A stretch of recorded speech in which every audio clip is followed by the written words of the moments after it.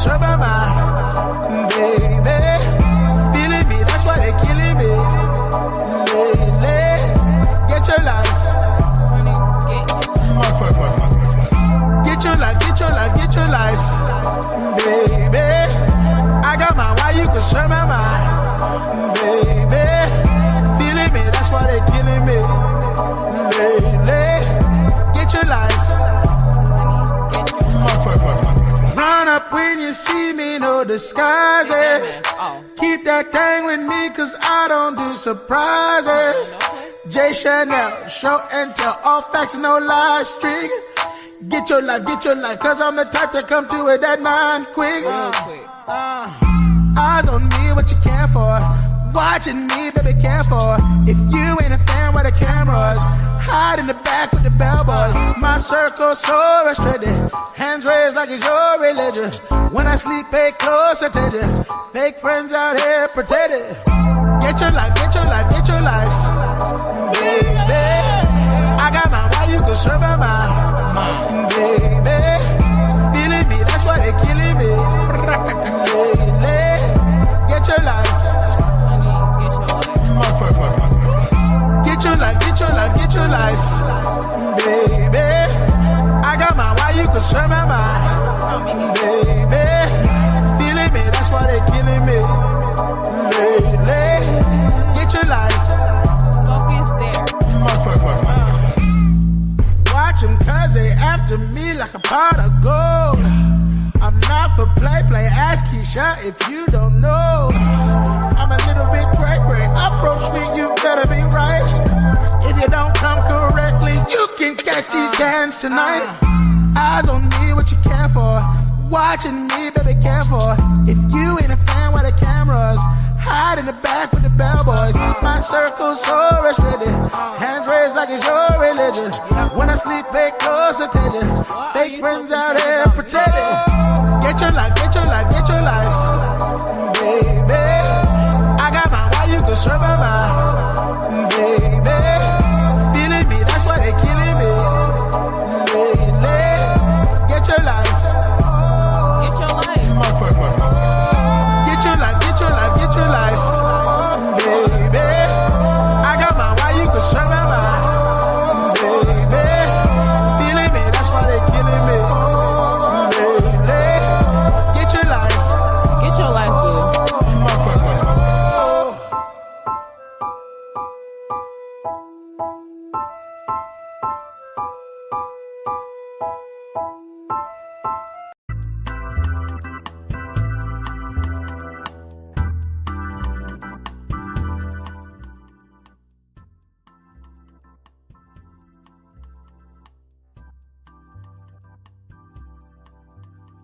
Good morning, good evening, good night, and good afternoon, ladies and gentlemen. It's your nighttime, right time DJ Music, and welcome to another episode of the Chop Shop. Hope everybody can hear me. How we doing? Put a 1 or 2 down in the listening lounge if y'all folks can hear me. If anybody down up in there, let me check right quick, make sure folks can hear me. Indeed. Let me slide on over. Right, got a 1 or 2. Thank you, Shar. How you doing? Good to see you. Y'all see the title. You see what's on this screen right here in front of you. Yeah, down here in the country, we don't say in front of you. We say in front you.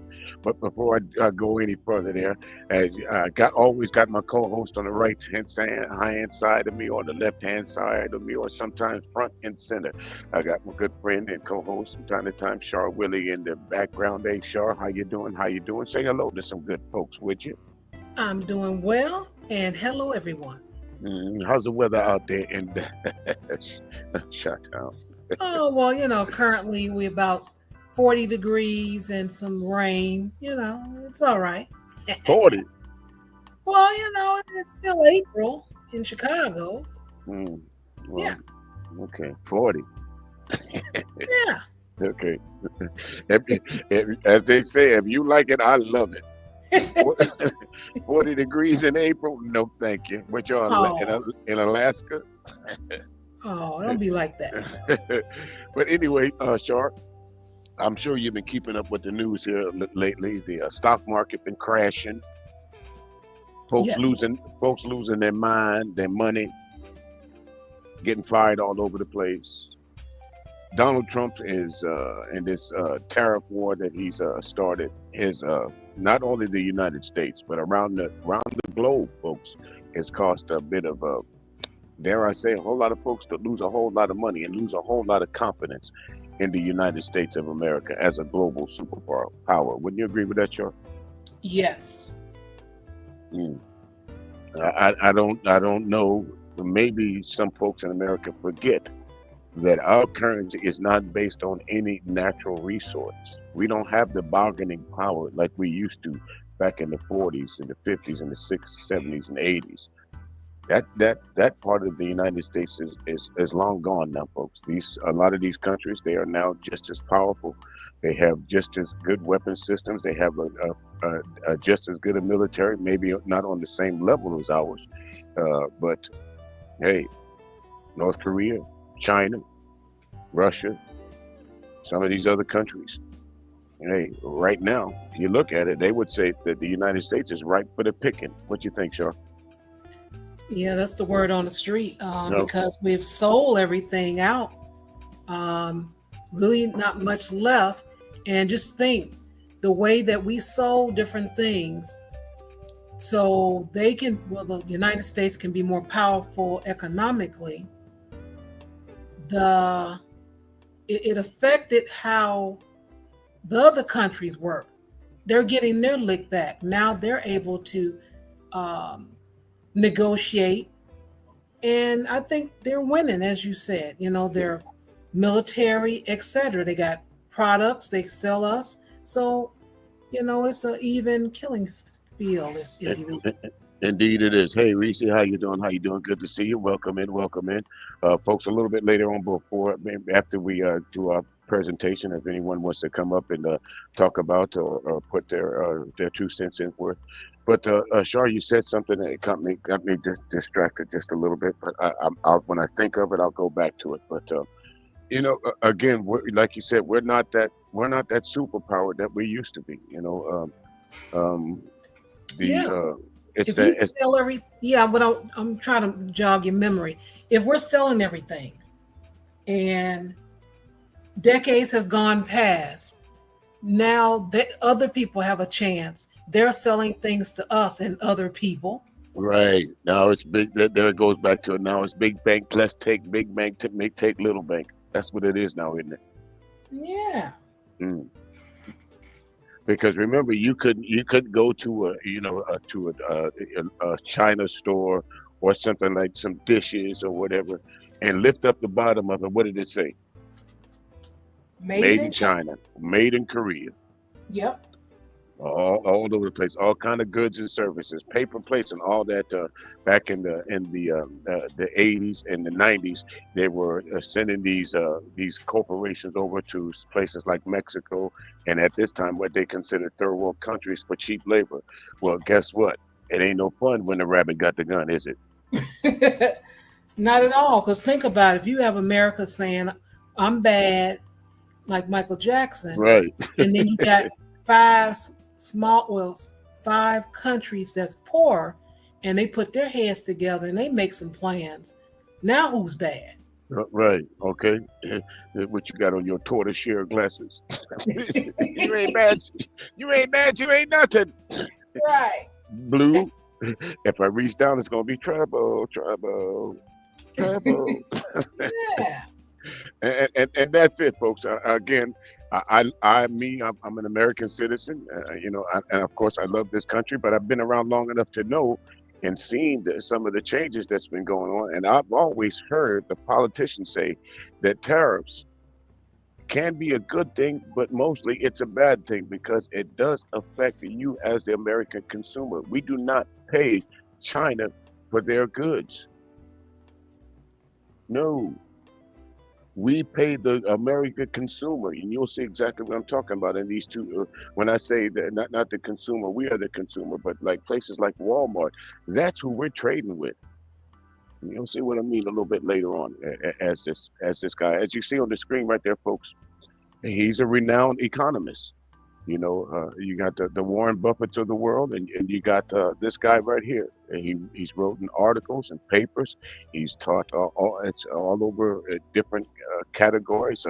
He's very well peer reviewed, and he was on one of the news shows.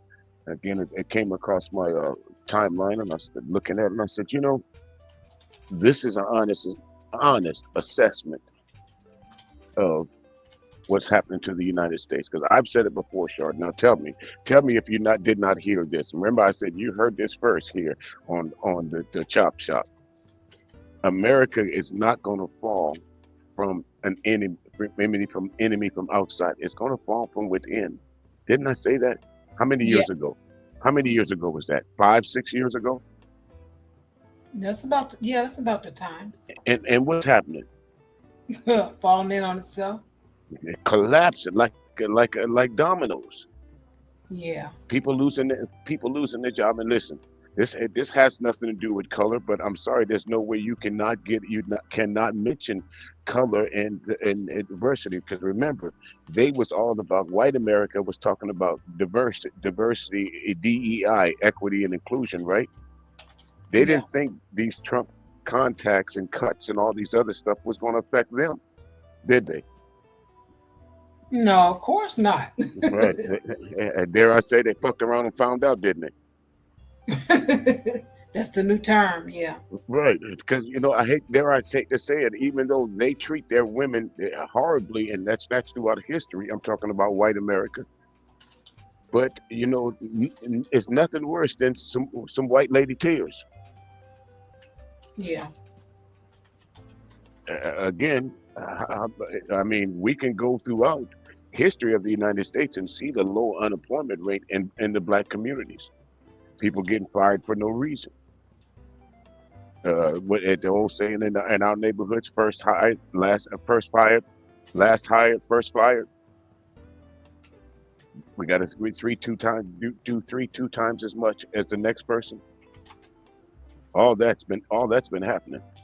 But folks, let's get to our first clip here, and you'll see exactly what I'm saying. He really breaks down the Trump regime. I wouldn't call it an administration. I will call this a regime.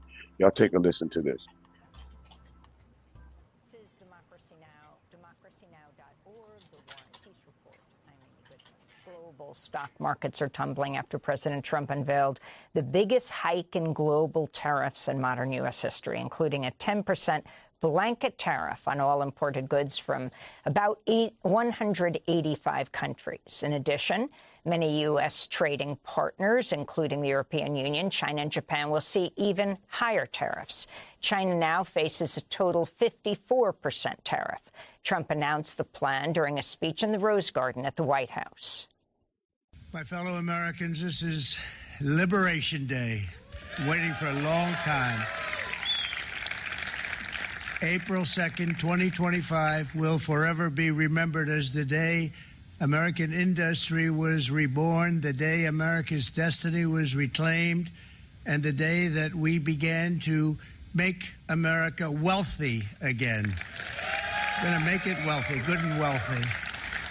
For decades, our country has been looted, pillaged, raped, and plundered by nations near and far, both friend and foe alike. American steel workers, auto workers, farmers, and skilled craftsmen, we have a lot of them here with us today. They really suffered gravely. They watched in anguish as foreign leaders have stolen our jobs, foreign cheaters have ransacked our factories, and foreign scavengers have torn apart our once beautiful American dream. The impact of Trump's tariffs are expected to be felt around the world. While Trump claims the tariffs will boost the U.S. economy, many economists fear it could lead to a recession or worse. Trump's trade war could... Now, I don't know. Does that sound presidential to anybody out there that heard that? Does that sound like the president of the United States, or does that sound like a gangster? Is that someone trying to rile up the troops? Does that sound like someone that should be sitting in the Oval Office with some of the words that he have used? There is absolutely no way that you can think that the United States of America can lock its borders and be a trade-free company. I'll start with one of the most things that damn that 85% of Americans intake every day, coffee. I drink it. For those of you who pay those $6, $7 cups at Starbucks, if this trade war goes into effect like Trump wants it to, because actually today he decided that he'd put a hold on it, which was to me a smart move. But if in 30 days or 90 days he decides to enact these tariffs, that cup of coffee that you might buy at Starbucks or that bag of coffee or that can of coffee, that Maxwell House that you folks can't do without, because I know I love myself some coffee, it's going to cost you about $10, $11 now. That's not to mention all the different the small things that you take for granted, paper plates, uh, some plastics, a lot of the stuff that you see that's not made in this country, automobile parts, all of these will be affected by this trade war that Donald Trump has started. It's just the big corporations that's going to hurt. It's going to start here first. It's going to start with you, the consumer, because they're not going to lose. Walmart is not going to go out of business. They're just going to pass what's been tariffs, whatever they get raised and hiked at, they're just going to pass it on to you, which eventually we're going to end up in a recession, which I don't understand when I walk around the YouTube streets and I peek into some of these so-called black conservatives. I don't see how they're saying that Trump is doing a good job. I don't see how they're saying that a Republican seated member of Congress saying that she's going to go back and talk to the people that did the Warren Commission. They're all dead. How is that possible? Why would you be spending government money to talk to people that you can no longer talk to about the Kennedy assassination? The Warren Commission, you can't talk to none of them folks because they're all dead. So if you want to talk about waste, fraud, and abuse, let's start right there. Go look up Laura Loomer and see what she's up to. Marjorie Taylor Greene, go look at some of the things that they're saying, folks. And you still got people running around talking about Donald Trump and his regime is doing a good job. Millions of people in all 50 states took to the streets this weekend to protest what's going on. People losing their jobs by the drones. Wall Street, and one day alone, over $2 trillion was lost in less than 48 hours. The way you destroy a company is from within, and here's the proof. And if you don't believe me, let's listen to the experts. Let's continue. Trump's trade war could also shift global alliances as countries seek new trading partners. China, Japan, South Korea have already announced plans to increase trading ties and coordinate their response to Trump's tariffs. We begin today's show with Richard Wolff, professor of economics emeritus, University of Massachusetts Amherst, visiting professor in the graduate program in international affairs at the New School. He's the founder of Democracy at Work and hosts a weekly national TV radio program called Economic Update, the author of a number of books, including most recently Understanding Capitalism and The Sickness is the System, when capitalism fails to save us from pandemics or itself. Professor Wolff, it's great to have you with us again. Well, start off by responding to, and were you surprised, shocked, or do you guess that, well, about 185 countries were going to see increased or tariffs? On the one hand, we knew something like this was coming. On the other hand, the sweep and the scope of it does make you stop. Now, I hear that all the time. I hear all these experts say they knew this was coming. Well, if you knew it was coming, if y'all knew that putting Donald Trump in office was going to put the country topsy-turvy, why would you folks go out and vote for this guy? If you knew it was coming, if you saw it coming, if you saw somebody throwing a rock at you, you mean you're going to stand there and wait till it hits you before you move?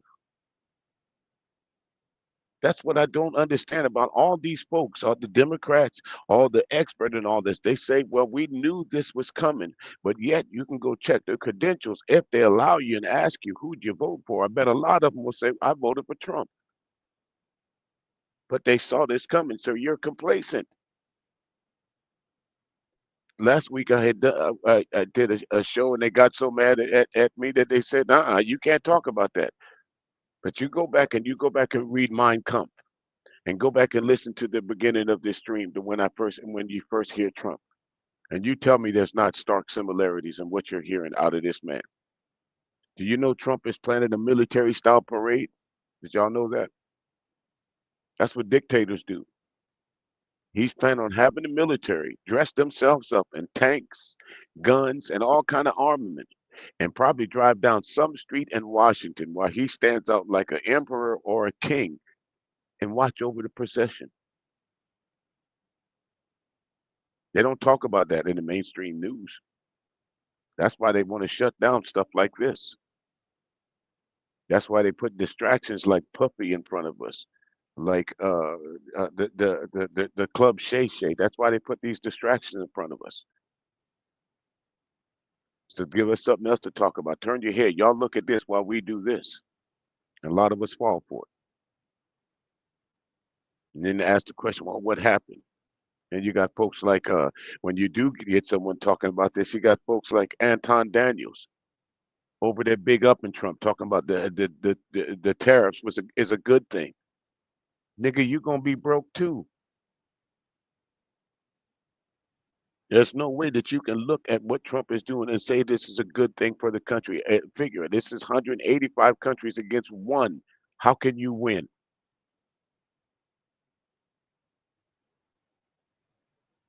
Next time you want to wash your ass and you get you some liquid soap. You want to go to the store and get you some cheap Fabuloso. Ain't gonna be cheap no more. Next time you want to go like Char, like me and you, I prefer grapes with seeds in them because I know they're not artifactually made. I tell y'all what, folks, go to your store right now, go grab one of those grapes off the shelf, split it open, and tell me where you find the seed. What's up, HT Baldwin? How you living, brother? Tell me where you find the seed. You don't think those prices are not going to go up due to this tariff trade war that Trump started? When Biden left office, y'all was complaining that eggs was $3, $4 a carton. Instead of $9, $10, $6, $7, $8 a carton. Depends on what store you stop in. All this is because of this trade war Donald Trump started.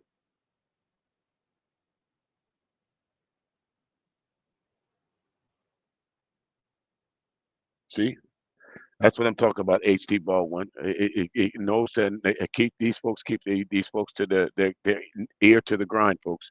$100 million 4-mile long parade. That's what Trump wants to spend your tax dollars on.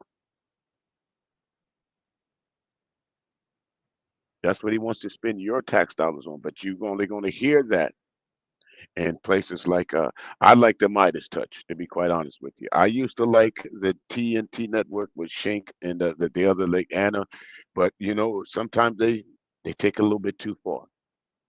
So I stopped watching them. But the Midas Touch network, folks, I would suggest if you have not like and subscribe to them. I prefer out of all the Midas Touch guys, I prefer Michael Popoff. He gets right down to the point. But let's continue with this Trump business here.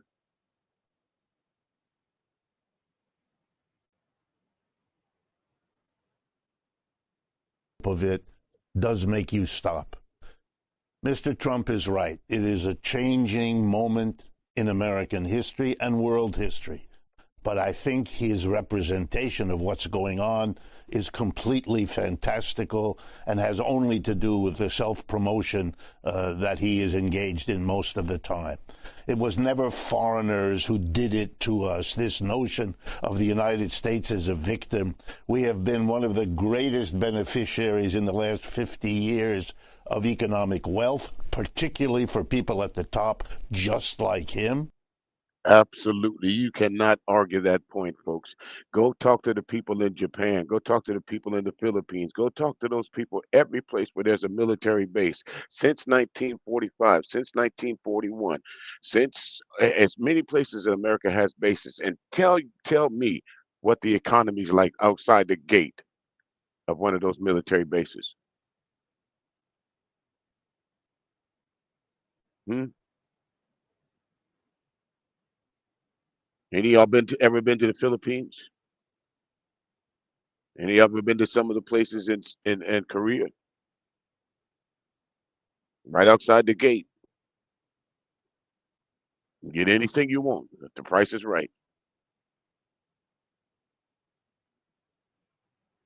America itself has benefited off trade, off oil from different countries that they so-called have conquered or helped being unconquered. So yes, I know since I've been studying history since the 1940s, we have benefited more than any other country when it comes to global trade. We absolutely have. We have plants in Mexico. We have plants in wait a minute. Don't Trump got businesses in China? Didn't his daughter have some like 200 some patents in China? I wonder how that's working out for him. Well, we might have to do another speak on that one. Let's continue. Foreigners taking advantage of us, this attempt to make himself strong and powerful relative to others, to blame the foreigner. These are cheap shots that a real president wouldn't do. And there's the most important point. The American economy is in trouble. The American empire is in decline. We don't want to discuss it in this country. We engage in denial, and instead we are striking out at other people, a sad way of handling a decline. The British Empire declined before us, so did all the others. We are now at that point. We had a great... See, the British Empire declined, the Roman Empire declined. Throughout history, civilizations have declined. This has been a 250 some, 51, 50-year experiment. All experiments come to an end sooner or later. This experiment that they call democracy, and it's going to, if we allow it to, it's going to come at the end at the hands of Trump and his regime.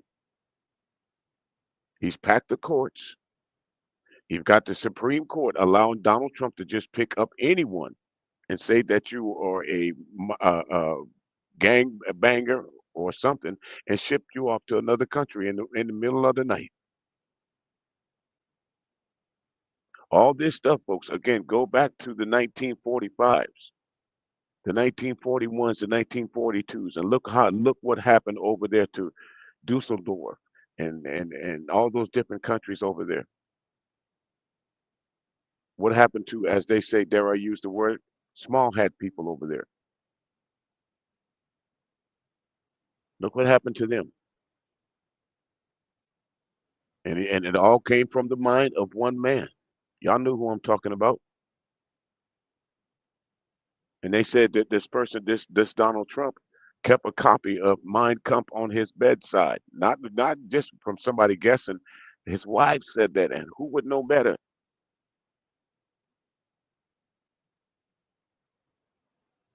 His kids said it. Who would know better? His nieces said it. Who would know better? Face those problems. That's not being done. What's being done is to say we have difficulties, but they're all somebody else's fault, and we're going to solve it by punishing them. I would like to point out, as you suggest quite rightly, Amy, that the rest of the world is not going to sit by. The United States does not have the power it had in the 20th century. It is not in the position it seems to imagine itself.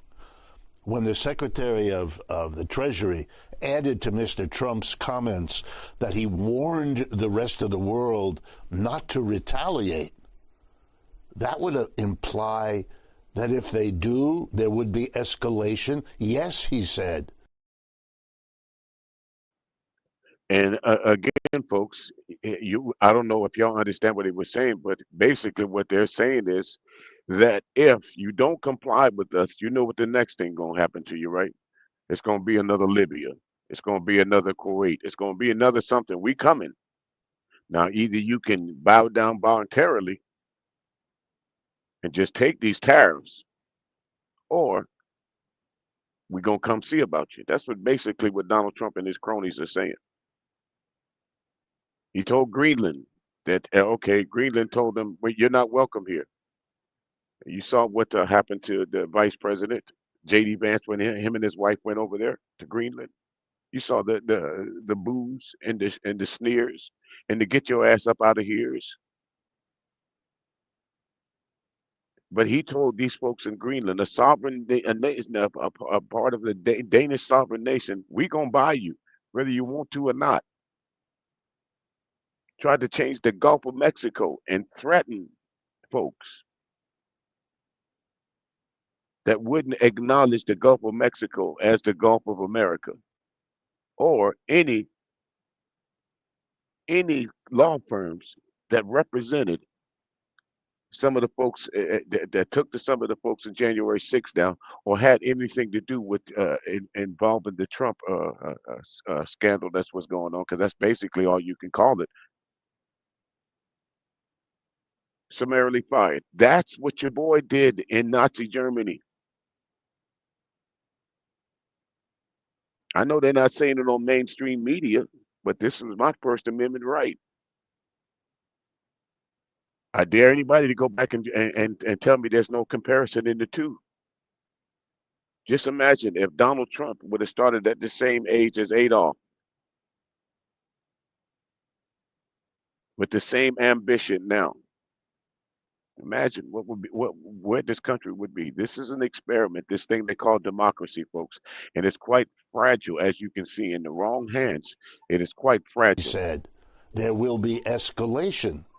Well, nothing will guarantee more escalation than if they do nothing, because then it's an invitation to Mr. Trump to keep doing it as each of these efforts doesn't work. Given how dramatic this was yesterday, is it possible he was deciding this to the very last second as they put this off? And explain exactly. You're a professor, you're a teacher.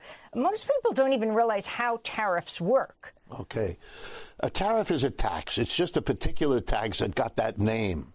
It used to be called import duty. All it means is when something comes into the United States that was produced outside and is brought in to be sold, it has to pay a tax, literally as it crosses our border into our country. It is paid by the American company that brings it in, which may pass it on to the consumer, usually what happens, and the tax goes to Uncle Sam. It goes to Washington.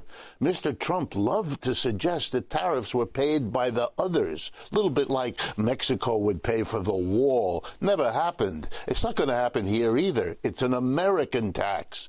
And there's something remarkable that clues you into how big a change this is, that the Republican Party, which has branded itself as the anti-tax party for a century, is now imposing the most massive tax imaginable. The most massive tax imaginable. And try to convince the American people, like you said, that that those folks, those others, are going to pay the tariffs. And we see that's not working. Hey, Brownie, how you doing? Brownie Ellie, good to see you down in the chat room. Thank you very much for stopping in. But we see that's not working, folks. Absolutely it's not. I guarantee you right now, everybody that's listening knows somebody who's lost a job, or that's someone that's close to losing their job here in the last 30 days. Some government person that you know has lost their job. Some GS-11, some GS-12, some GS-15 that's been in the business. Somebody has lost their entire life savings because of what we're reviewing right now. Last week, the last time we reviewed something about our good old Trump regime, they were talking about giving out war secrets on the Signal chat. Now it's belly up to the bars, folks. Who's paying? I think you know that. We are. We're paying it. Again, I see a lot of you folks that like to connect to the YouTube streets, or listen to your favorite radio station. That would be Classic R&B Jams on an iPhone or whatever. And where an iPhone used to cost you what, 1,000, 800, 750, depends on what brand you buy. Because of this trade war, it might cost you 3,500. Y'all know y'all can't do without them iPhones. Y'all know that. Me, I'll take a Droid. Mm, It's called being frugal, not cheap. They all do the same thing, talk. But for those of you who like to be in the know and say you got an iPhone, I hope you got 3,500 to shell out on it. I'm just saying. The handwriting has been on the wall. For some reason, the other folks simply refuse to pay attention. There's an old saying that goes around in the country: folks don't believe hockey stink till they smell it. How's it smell? So has this past 3 months of Donald Trump being in office? How's the smell test going for you folks? Why this big change? Because we have big problems, and this kind of slapping the rest of the world is an attempt to solve a little bit of them, but it is not going to work because we don't have the power to do it anymore. I want to go to UAW President Shawn Fain, who supports Trump's new tariffs, saying last week, "We applaud the Trump administration for stepping up to end the free trade disaster that's devastated working-class communities for decades." Fain spoke Sunday on CBS's Face the Nation. We've seen over 90,000 manufacturing facilities leave the United States. We've seen, in the big three alone in the last 20-plus years, 65 plants have closed. And so, look, tariffs aren't the total solution. Tariffs are a tool in the toolbox to get these companies to do the right thing, and the intent behind it is to bring.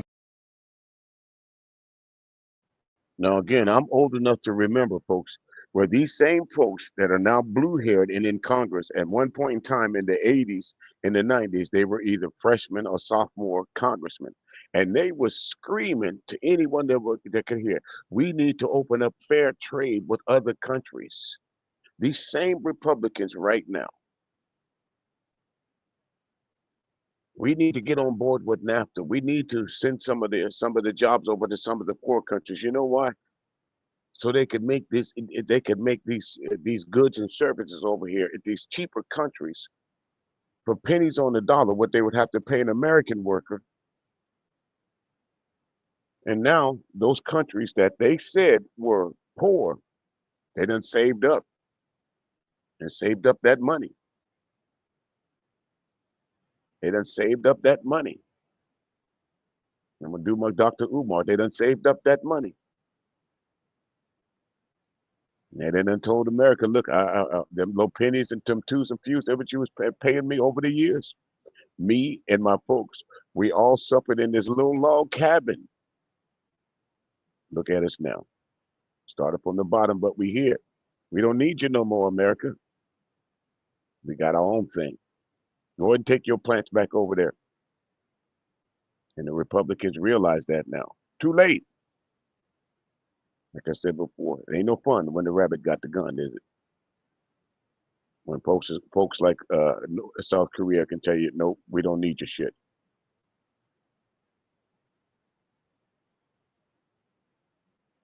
And invest in the American workers. If they're going to bring jobs back here, they need to be life-sustaining jobs where people can make a good wage, a living wage, have adequate health care, and have a retirement security, and not have to work 7 days. And this for all the folks, black, white, purple, green, brown, or whatever, that was always screaming that the migrants is taking our jobs from us. What jobs was the migrants taking? Have y'all ever went to, let me just pick something, Kaiser Permanente or something like that, and saw a migrant at the front desk? Now, he took the black jobs. He told you. He did say what you got to lose, right? Yeah. We find it out. Mm-hmm. But remember, Shar, we covered the migrant situation. It got to the point to where, wait a minute, Shar, maybe we looking at this the wrong way, huh? Right. Wait a minute now. So again, I'll ask you folks, what job did the migrants take from you? Me personally, I know I'm not getting out there picking that fruit in that heat. I'm not doing it. I know I'm not working in the poultry business, slaughtering chickens. I'm not doing it. What about you, Shaw? No, I'm Mm, sure they got something else. yeah, yeah, yeah. But again, I've never ran into a migrant. Had a ran into a supervisor to say, I'm an illegal alien. Have you? No, haven't No. seen that. No. What about that? What about the last time you went to the doctor for a checkup or whatever? Was the doctor that saw about you, was that doctor a migrant or immigrant? I mean, illegal alien, as they say. No. Mm, mm. What about the cable guy that came to your house and fixed your cable? Is that guy illegal alien? No, but I think the guy from Walmart that dropped off my delivery was. He might have been. That's possible because that is possible. But anything you've heard so far, Shaw, you want to cover? You want to talk about? Mm, I know this has, of course, it's on purpose because that's what we're seeing. But what I'm thinking is, how is this really going to play out? I mean, they're doing a little dance and all of that for people. Um, it's a lot of flip flopping. And I'm just wondering how everyone is keeping a straight face. I don't know. It's well, I know that, and the last thing that we'll cover before we leave out of here, I know Rand Paul can't do it anymore. And if y'all don't know who Rand Paul is, go and take a quick look at his record. Even Rand Paul can't keep a straight face no more, and that's saying a lot. But let's continue here, folks. And have a retirement security and not have to work 7 days a week or multiple jobs just to scrape to get by paycheck to paycheck. Well, while UAW President Shawn Fain praised Trump's tariffs, he also said he had great concerns about President Trump's move to eliminate contracts for 700,000 federal workers, the firing of workers at the National Institute of Health and other agencies. I was a bit disappointed. I like John Fain, many of us do. But this was disappointing. To say, basically, I will support the president because he does something that might help my union, even though Shawn Fain knows, as most economists do, that if you put a tax on the goods coming in, they will go up in price because we have to pay that tax now. And that will lead to domestic producers able to raise their prices because their competitors from abroad are stuck with this tax. So we expect a boost to inflation, which is going to hurt the working class. And I hope everybody understood just what he said. Just because the tariffs over there are going to affect those goods that are coming in, it's also going to affect the goods that you buy here. Absolutely will. They're going to charge you extra for those different things. Why? Because Walmart and all these big businesses, they're not going to go out of business, folks, over tariffs. They'll say those losses will be passed on to the consumer, which is you and I, on everything. But I like to focus on coffee because over half the American grown-up population drinks coffee. And damn it, other than Hawaii, where do we grow coffee at? Where does coffee come from? Hmm, Other countries, I know that. okay, all right.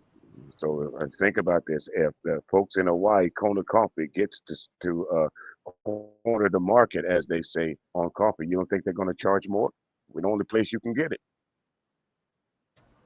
I know they was charging more for their sugar, Okay, so why not the coffee? okay, sure will. And I don't, me personally, I don't know what I'll spend. I know I won't spend $10 for a cup of coffee, but if I got to go to the grocery store and where I can get a good thing of coffee, six, seven, eight, nine, $10 for a good bag of coffee. Now it's going to cost me $20, but I guess I'll have to spend that 20 because I love coffee. It is right along with grapes. Don't come to my house if you ain't got something. One of the two. But let's continue here. In fact, I'm drinking coffee right now. this country in a very serious way, especially if it builds on itself, which often happens when you do tariffs like this. And I want to remind everyone, including Sean Fain, that the auto workers also represent workers in places that need export markets, that produce in America and sell abroad. When those countries retaliate, as they likely will, we will lose export markets, and that will mean fewer jobs. And no one, let me stress, no one now knows whether the jobs lost from this trade war will be greater or smaller than any jobs that are gained.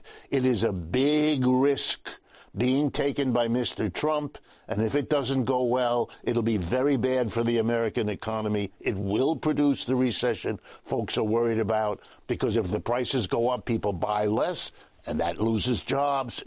When you look at all of this, this is an incredibly risky effort to blame the world, punish the world, and then cross his fingers, which is what he's doing, hoping it comes out all right. And that's pretty bad for a renowned economist to say about an American president, that he's crossing his fingers and hoping that the stuff that he caused turns out well. Hey, Cassandra, how you doing? Good to see you. Thank you so very much for stopping on in. Good to see you, as always. But think about that. This is an American president that we're talking about. Remember, this is the guy that says that he was going to make America great again. Go check the stock market in the last week. It came up today because Trump backed away from the tariffs. So it was a record high since 2008. But a whole lot of folks didn't have that money to get back in the game. They lost everything. Some of the folks, it makes no difference to them now. Some of them about to lose their houses. Some of them lost their businesses. 48 hours can do a lot. That's like going to Las Vegas and losing everything you got in one night. Everything you got is gone. And a whole lot of people just face that. At an American president, Donald Trump, crossing his fingers. This is how a well-known, seasoned economist has written papers, that's done college lectures and tours, that is highly peer respected and peer reviewed, is describing the president of the United States. Pitch and catch. Hope shit works out. Cross your fingers. But we go through these YouTube streets, and every once in a while I'll come back to it, because you got folks over there like Anton Daniels bigging up this shit, saying this is good.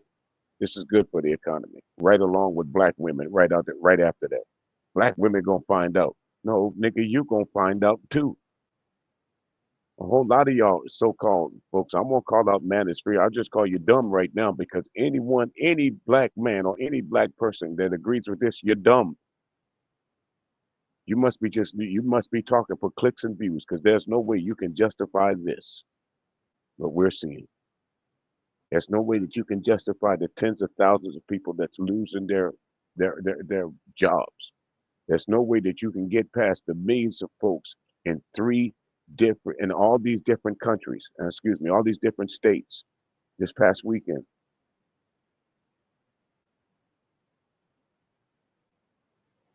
Took it to the streets. Remember, about 3, 4, 5 years ago, we thought that only happened in Argentina. We thought that only happened in Russia. We thought that only happened in Croatia.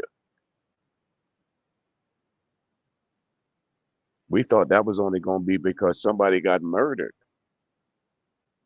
The George Floyd incident, the bloody summer of 2020, or the bloody summer of 1968.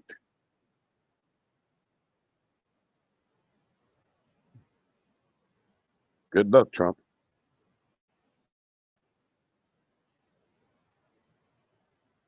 Okay, I moved it. There it is. Reminds me of the football metaphor. This is a Hail Mary pass. You throw it down the field. You hope it bounces into your team's hands. But that's all it is, a long shot. And it's a sign of how troubled the American economy now is. If you can put this in the bigger picture, talk about the tax cuts and how they fit into the tariffs, what is it, something like $4 trillion in tax cuts and who benefits, and then talk about the other issues that President Trump keeps saying. And this part right here, Charles, this is why this stuck out to me, because I do remember telling folks that these tax cuts that they thought they was getting in 2022 and 2023 and 2024, that had a shelf life, that it was going to come back and haunt you in 2025. And sure enough, listen to what they're about to say.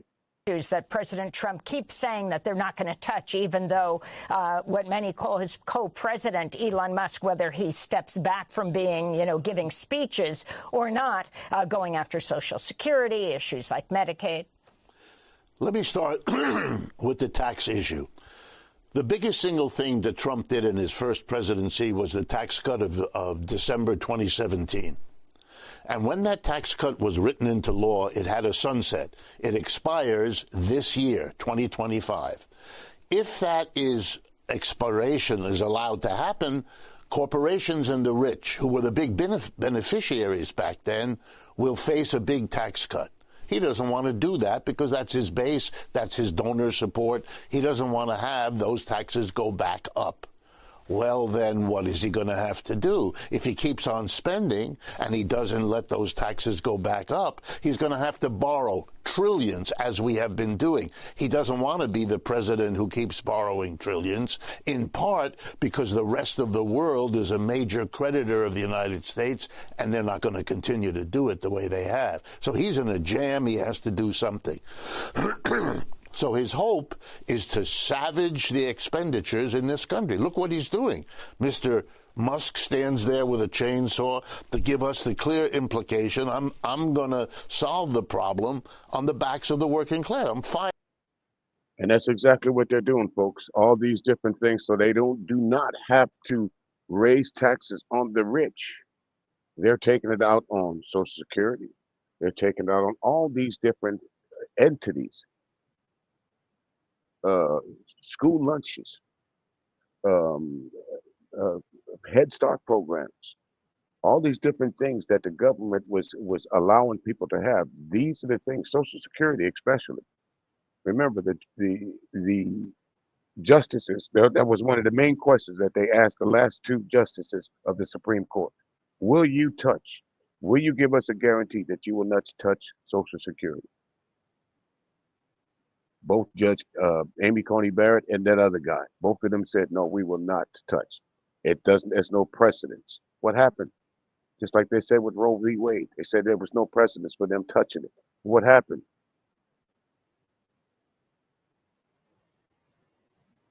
And then you got, like they said, you got the so-called co-president of the United States.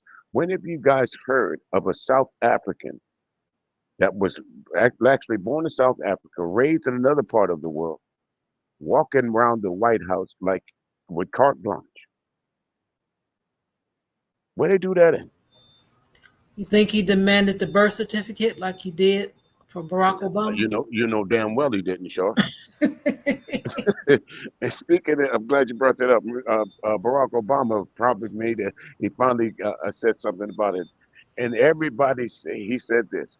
What if it was me doing what these folks are doing right now? What if it was me, Barack Obama, that took away Fox News' credentials from the White House press secretary? What if it was me that went to these different law firms and said, hey, you tried to not help me with the Affordable Health Care Act, so you can't come into any more government buildings anymore? That's what Trump is doing, folks. And a lot of these law firms, major law firms, are cowering to just that. Sure. This is a hot mess. That's all I can say on this point. Indeed. Let's continue. Fire all these people without notice, without plan. Calling this efficient is a silly joke. An efficient process takes time, takes experts. You're not doing that. You're just wholesale firing. Calling that efficiency is an attempt to fool people that shouldn't make any difference. Mr. Trump is now in a jam. He can't get out of this without in some way solving the problem that has been built up. And there is no way other than the one he's doing, because it's the last gasp of how to take away from the mass of the people the ability to borrow. I mean, let's be honest. If you put a tariff, you make everything coming in from abroad more expensive. That means people will buy less of it. They'll shrink their standard of living.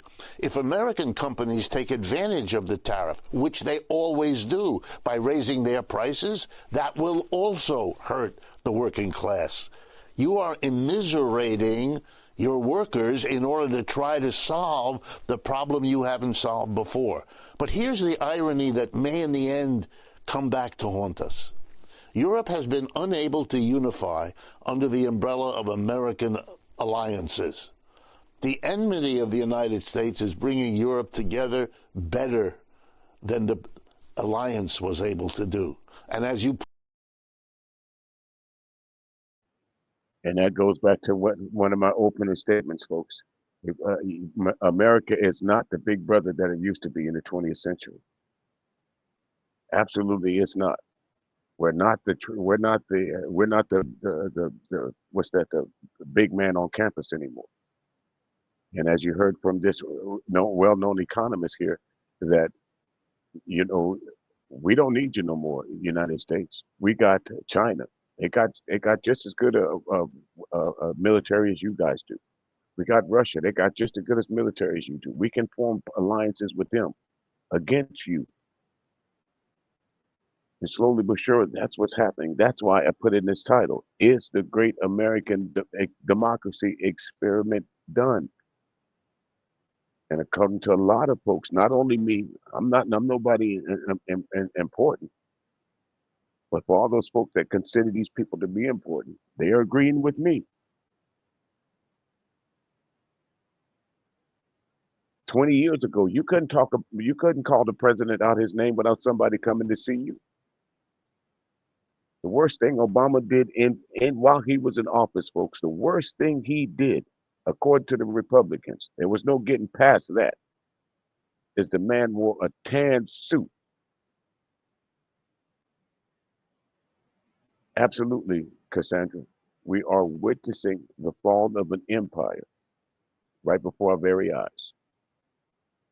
And the thing about it is, some of us, we can say this, and I don't mean to sound morbid when I say this, but I got it from Marlon Wayman, so I'll give him credit for it. I got more days behind me than I do ahead of me. But in some cases, a lot of y'all folks can't say that. Y'all have more days ahead of you than you do behind you. This is what one day what you folks might wake up to: a dictatorship, a country that's literally an economic ruin. Back to the 1929s. I know that seems such a far away, such a time and place, but history always repeats itself if you ignore it. And that's exactly what's happening with the United States. They're so enamored with Donald Trump, and they're so enamored with being in power. The average age of the folks in the House of Representatives and the Senate is 65 years old, folks. Donald Trump is 78. Whether he likes it or not, Father Time and the Grim Reaper are going to catch him sooner or later. Joe Biden, regardless of whether you believe in his politics or not, he was a prime example of Father Time slapping him square in the face in real time. And the Republicans exploited that.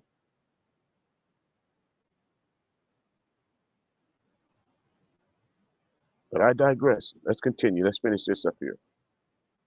Better than the alliance was able to do.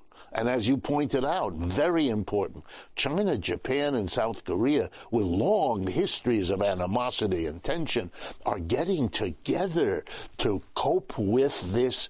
Wow, we are unifying the whole world. If you want the big picture, in my judgment, after World War II, George Kennan taught us about containment. We're going to contain the Soviet Union.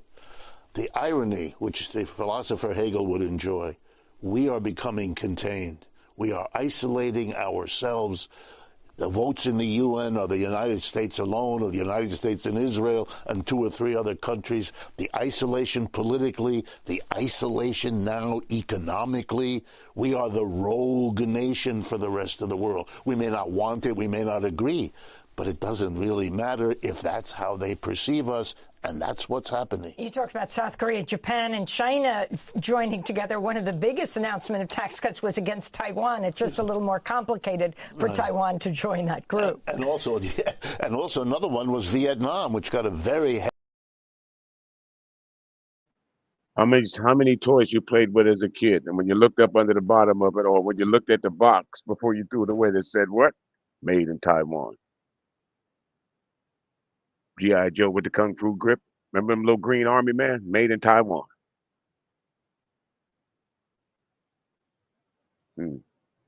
All these folks now are not looking at the United States like they did 40, 50 years ago, folks. Not even 20 years ago. Not even 15 years ago. The day of the big brother, the big guy, big man on campus for the United States of America, I do believe is over with. And I got to go back to what you said, Cassandra. We are literally witnessing the downfall of this experiment they call democracy. The Democrats have allowed it to go too far. The Republicans allowed it to go too far. They had ample opportunity to stop Trump. They could have impeached him, and he could have never ran for office again. So you got to understand, and I'll say this to any Democrat that walks in front of me, you folks are complacent too. Jamie Raskin in someplace the other day, instead of talking about the issues facing America, he's up there giving a speech for 30-some minutes. Marjorie Taylor Greene sits in the at the head of this so-called budget committee or whatever, cursing and screaming and yelling at everybody. No work is getting done. They held a Senate hearing last week on public urination in D.C. And she's from Georgia. I know piss stink, but I don't think you could smell somebody that pissed in the streets of D.C. down in Georgia. But this is what the Republicans are holding committees on. In the midst of firing people. Have you got your gas stove back yet? That's why they want to shut down PBS and NPR. So you can't get your Big Bird and your Sesame Street. There was a Republican on there saying that Bert and Ernie promoted gay homosexuality. Muppets. Y'all do know somebody's hand is up in those Muppets. Y'all do know those aren't real Republicans. But can you expect? And they grew up on it too. Right. They grew up on it. Ain't that a shame? Yeah, they grew up on it. Their kids grew up on it. And probably the grandkids watched some of it. And so now what? You want to stop that? You know, it's just not paying attention to what's really important. And the people are speaking. I mean, we're not silent about it. We've said things, whether we're writing Congress or we're calling, whatever we're doing, we're contacting them. We're saying, hey, something got to stop. We need this. We need to concentrate on that. And we're talking about urination. Valid point, Shaw, because you can't say the Democrats or the Republicans can't say that they hearing that the people are not speaking out. Yes, they are. People are speaking out in droves.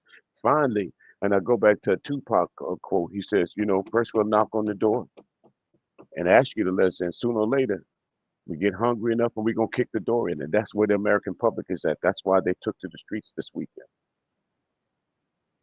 And as you notice, a whole lot of folks are saying, hey, black folks, let's sit this out. Yeah.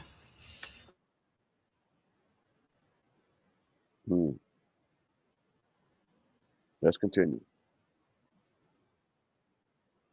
Recognition of what the United States did to that country, maybe you wouldn't want to crush them with this kind of a thing after, as I'm saying, This is a change. This is a sign to the world that as the United States empire declines, this is a nasty place that's going to, gesture and thrash around, doing damage everywhere as it copes with its own decline.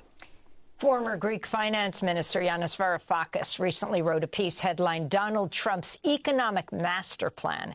He wrote, quote, "This is what his critics don't understand. They mistakenly think he thinks that his tariffs will reduce America's trade deficit on their own. He knows they won't. Their utility comes from their capacity to shock foreign central bankers into reducing domestic interest rates. Consequently, the euro, the yen, and the renminbi will soften relative to the dollar. This will cancel out the price hikes of goods imported into the U.S. and leave the prices American consumers pay unaffected. The tariff countries will be, in effect, paying for Trump's tariffs." Do you agree with that, Professor Wolff? No, even though Yanis and I do a lot of work together, so normally I defer to him. He's wonderful in his analysis. I don't think this is correct. Is it a possible outcome? Yes. We're in a situation, let me put it this way. Tariffs are not new. They've been around for hundreds of years. If you teach a course in international economics, which I've done, you tell students, here are 1,000 books, here are 5,000 articles. We know. And the answer is, when you impose a tariff, you don't know what the outcome is because it depends on everything else going on. Interest rates, exchange rates of currencies, rising or falling economies around the world. You can't know in advance. It's a very risky thing, which is why for the last 50 years, we have had, administered by the U.S., something called free trade or neoliberal or globalization. All of that is over now. The United States can't win anymore in that system, so it is reverting to economic nationalism. And that's a fundamental shift that throws the world. It was the accepted wisdom for 50 years, the last 50 years, not to do what Mr. Trump is doing now. If you want, you can think that everybody who thought that way for 50 years was wrong, and Mr. Trump, the genius, is correct. But that would be a long shot. Better bet he's trying to save his own political life, and he's trying to cope, to his credit, with a declining economy without having to admit that that's the case. This won't end well. It normally doesn't. And what we're going to see is the fighting against one another of the Europe bloc, the Asian bloc, the American bloc, at a time when the United States is weaker than it has been economically and politically. Look at the debacle in the Ukraine as well. The misunderstanding that the Russians could turn to the Chinese and the Indians to cope with the costs of that war in a way that hadn't been calculated, and is turning out to shape the outcome. And it's not a question of which side you're on, but just watching how it lines up. That's the problem. 30 seconds. As you often talk about, are you seeing this as the beginning of the end of American empire? Yes. I think we are already in 10, 12 years of that decline. It can't. Here's a single best statistic. If you add up the GDP, the total output of goods and services in a year for a country, of the United States and its major allies, the G7, it's about 28% of global output. If you do the same thing for China and the BRICS, it's about 35%. They're already a bigger block of economic power than we are. Every country in the world thinking about building a railroad or expanding its health program. They used to send their people to Washington or London to get help. They still do. But when they're done, they send the same team to Beijing, New Delhi, Sao Paulo, and they often get a better deal. The world is changing. And the United States could cope, but as with alcoholism, you have to admit you have a problem before you're in a position to solve it. We have a nation that does not yet want to face what this all adds up to.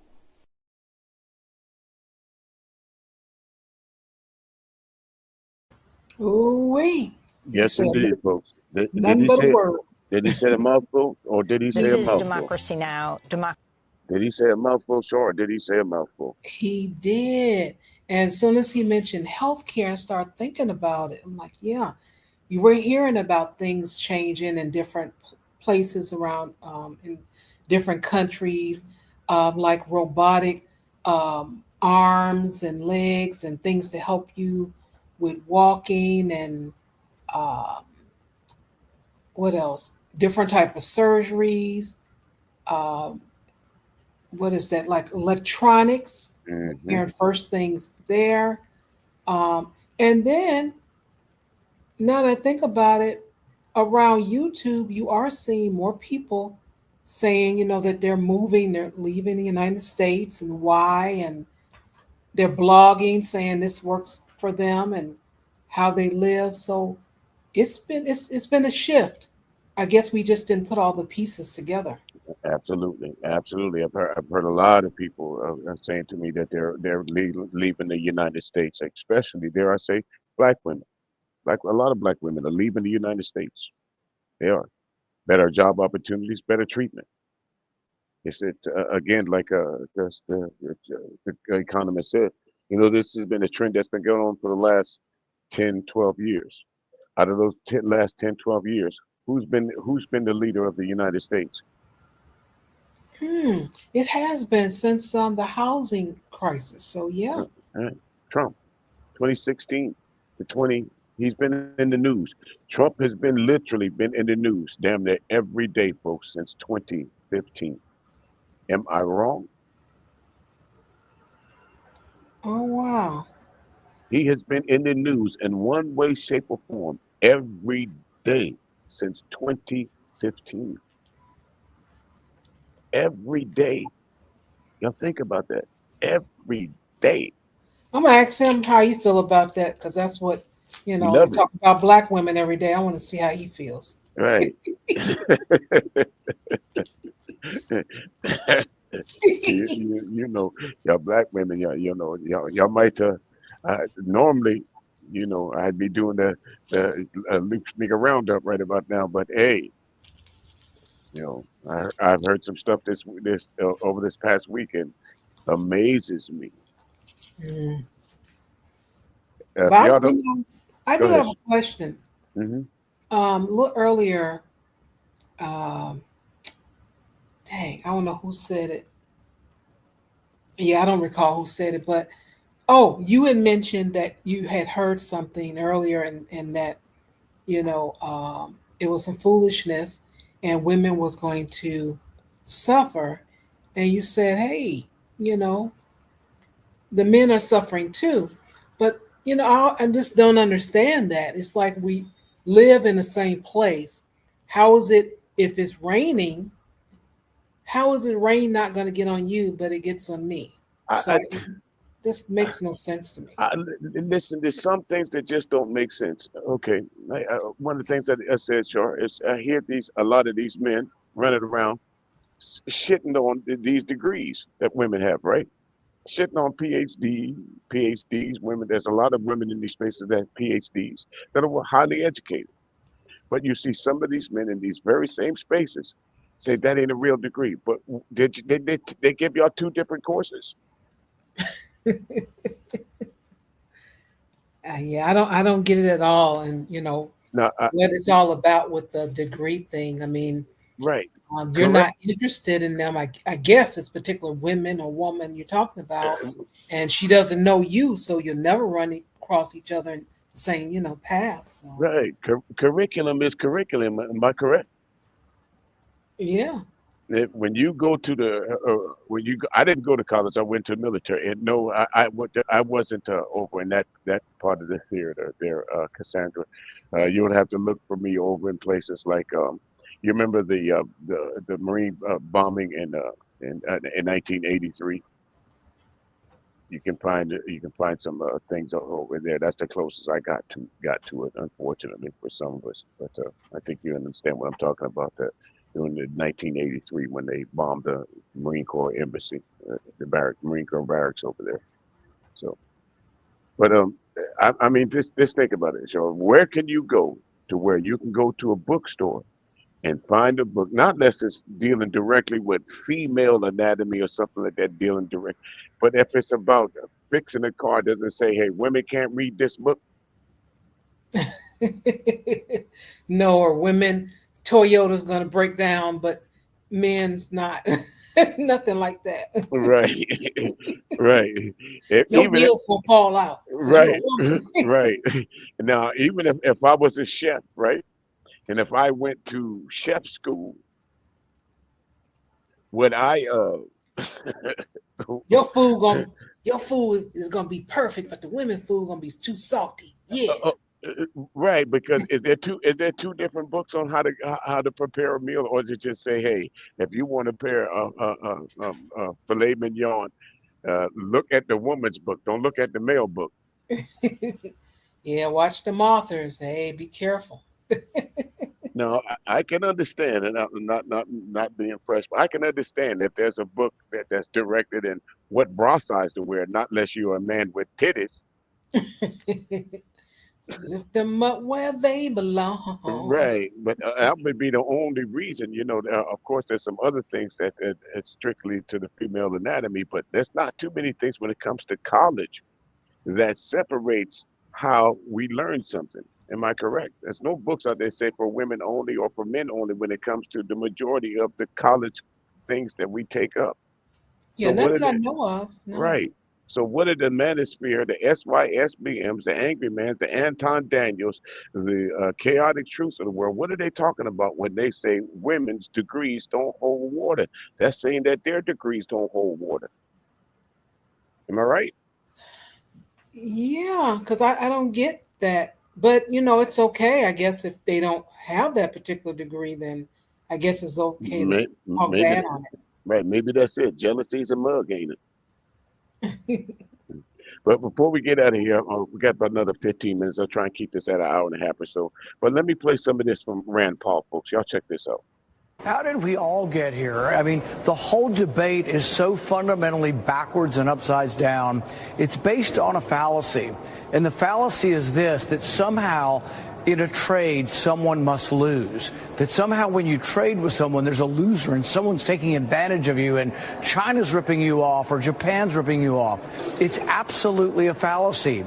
Every trade that occurs in the marketplace is mutually beneficial. If you have a free society and I trade with you, if you want to sell me your coat and I give you $200 for it, we both agree to it and we're both happy with the trade. No American consumer trades with China. They trade with Walmart, or they may buy something from China, but they individually buy something they want and they make a decision. The trade is always a win-win. Now, you could artificially do this accounting between countries and say, oh, trade deficit, look at this trade deficit. But I have a trade deficit with my grocery store. The people who employ me, if I work for Corvette and they employ me, they have a trade deficit with my labor. They buy my labor and I never buy their cars. So you can have this artificial accounting and it makes it look like a bad thing, but you have to ask yourself, is trade good or bad? And if you look at the trade deficit, in times of a recession, the trade deficit goes down. So if the tariffs push us into a recession, we could reduce the trade deficit because we're all buying less stuff. We have to get back to the fundamentals of, is trade good or is trade bad? Let me just say right off the bat, do you know how misguided Trump has to be for me and Rand Paul to agree? Because the reality is that Rand Paul is correct. Trump's entire argument here is based on a false premise, that we're somehow worse off if we're at a trade deficit with a trading partner, that it's a sign of America being ripped off. In reality, a trade deficit means that we are importing more than we export. That's not inherently a good thing or a bad thing. It simply means that Americans want more of those imports than foreign countries need of what we're selling them. Sometimes foreign... And that's just bottom line to that, folks. If you sit back and listen to the Trump cronies, the Marjorie Taylor Greens, the Lone Wolvers, and all these folks out here that are trying to push the Trump agenda, that's always out here trying to say that this is a good thing. I've been around long enough to know, yeah, which you said, Cassandra, she ain't that old, but I've been around long enough to know that what Trump is doing is going to hurt the global economy, not only the economy of the United States, because there's not too many things that we don't use in this country that does not come from someone else, that does not come from a rubber. It's not grown in this country. So tires are going to go up, bicycle tires, all these different things that you use rubber for. Where do you think rubber comes from? Silk. Do you think we grow silk here?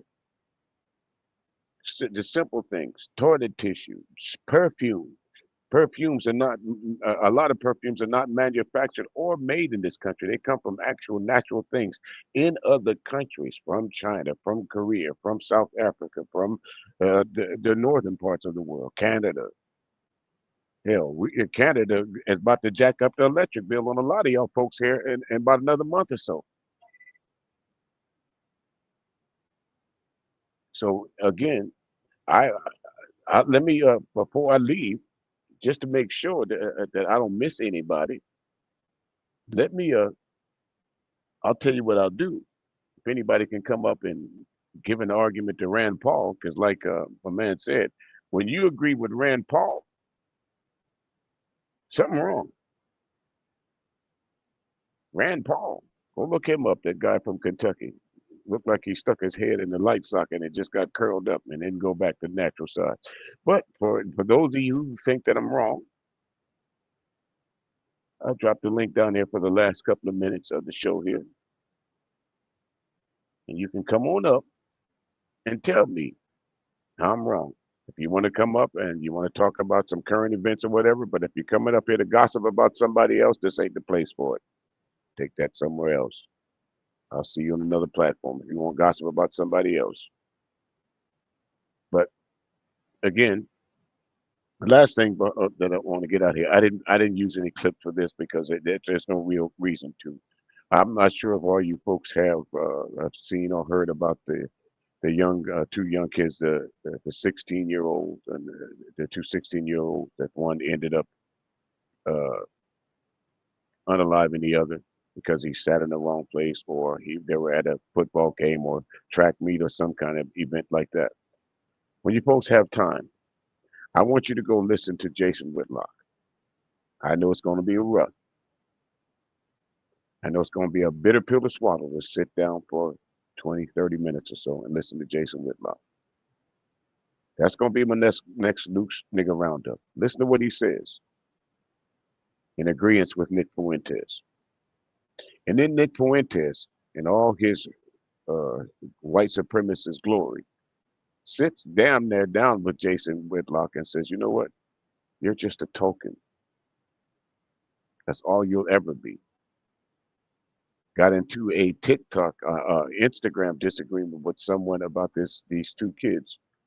One ended up puncturing another one in the heart, and he died in his twin brother's arms. Sad both ways. But as the caption said that sparked my interest, someone was talking about what's the kid that traveled state lines and shot two people, Kyle Rittenhauser, whatever his name is. Remember what he did. And of course, the good old United States of America is trying to turn it into a racial issue. And you're right there. And you're absolutely right there, H.T. Baldwin. At least you know where Nick Fuentes is coming from. At least he stands on his disrespect, whether you like him or not. Yeah, check out Indisputable there, folks. That's another good place. If you folks don't subscribe to Dr. Richie and Indisputable, I would say that you should. It's a nice little segment that he does called I Wish a Karen Would. So yeah, go ahead and describe and subscribe to Dr. Richie if you don't mind. But again, it's a tragic event, folks. But again, you know, of course, a lot of white America is calling for the young black kid's head, saying that he shouldn't have been in the place at the time, and that wouldn't have happened. Well, it goes to what the majority of black Americans is saying. Who are you to tell me where I can sit? We went through that. And I told all of my sons, this is what you tell someone. I don't like being touched. This is my warning to you. Please do not touch me. If you touch me after this warning, I will be forced to defend myself. And you say that in the calmest possible voice that you can.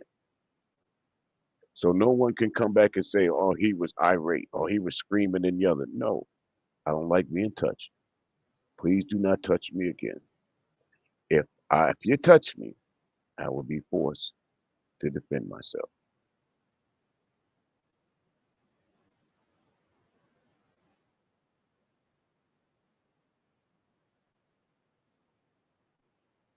I think I did see that H.T. Baldwin. I did take a look at it. And I think I might have covered. I think instead of using Dr. Ritchie, I used the Defiant Lawyers because it's a toss up between which one I wanted to use.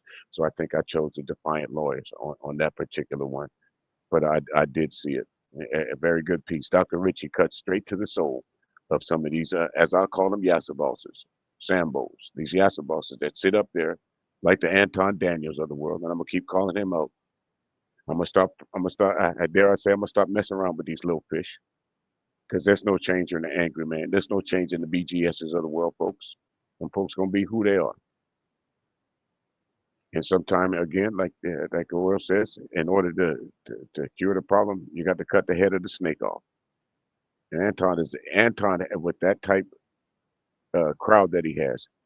He should know better than some of the things that he says and some of the things that he points out.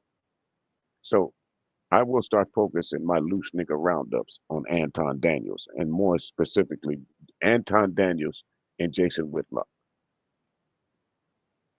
Those kind of niggas got to be stopped. Those are the kind of niggas that everybody needs, and Stephen A. Smith too. He getting his oh shit I'm black card. Stephen A. Smith too. So those gonna be the three loose nigga roundups that I'm gonna start focusing on.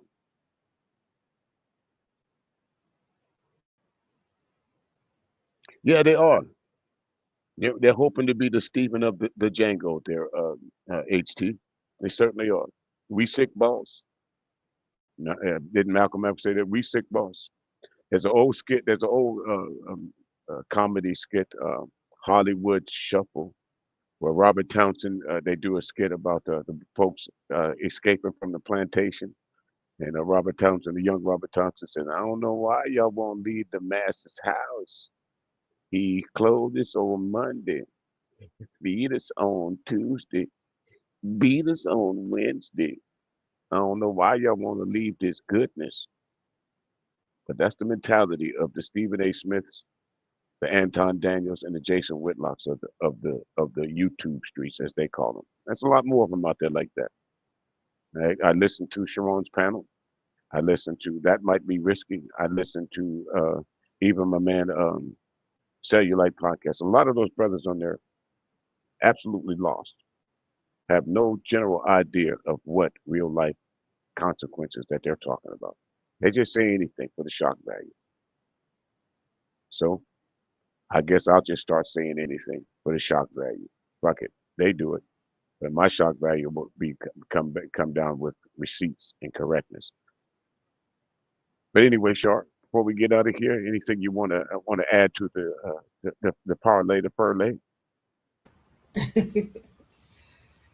It's going to continue to be interesting. This ping pong thing that he's doing, um, that Trump is doing. He's going to do this.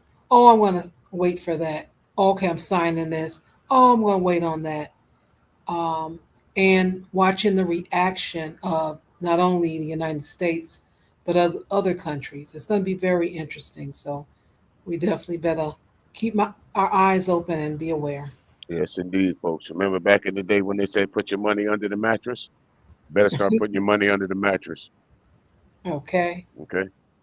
Because something gonna give, something gonna break before it gets fixed, folks. Something is gonna break.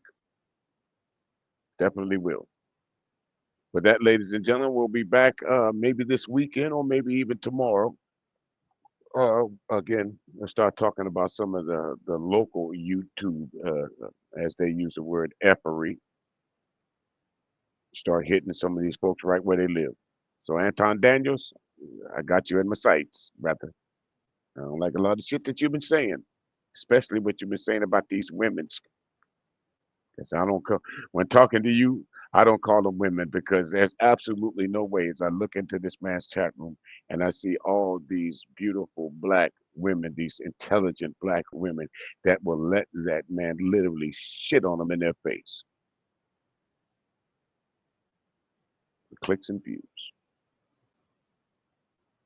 clicks and views. Nothing more, nothing less. Classic R&B Jams Radio, folks. Check me out on Sundays and Tuesdays. I'll be live. You can come down to our local chat room and hang out with us there, or check out some of the links. HT Ball One, he does his thing on Thursday night. The house, what's it called? The house mix with DJ HT Ball One. He's on from 11 to 1 on Thursday night. Y'all check him out. Dreadhead said with the house Hook and Hennessy show before that. Catch me on Sunday nights at Music Cafe. DJ Jeff Daniels on Fridays and Saturdays. Other than that, folks, 24-hour jukebox running around that joint. Check it out. Classic R&B Jams. But then we gotta go. So I see y'all. Be cool.